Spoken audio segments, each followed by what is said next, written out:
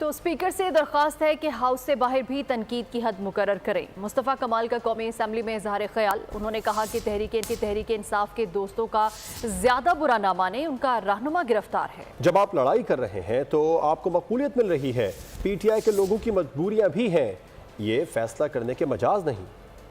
آپ اس کا level raise کیجئے پلیز۔ اس ہاؤس کے ساتھ ساتھ اس ملک کو چلانے کے لیے بھی کوئی وہاں پر گفتگو ہونی چاہیے، اس ہاؤس سے باہر بھی۔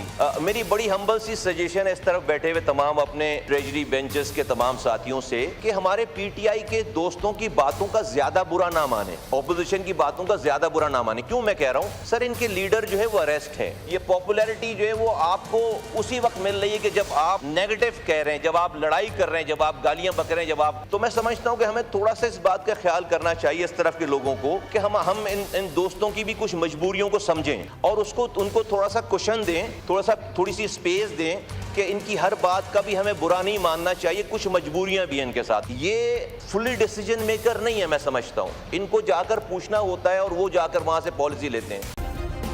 سبسکرائب کریں اور بیل دبائیں تاکہ کوئی خبر رہ نہ جائے۔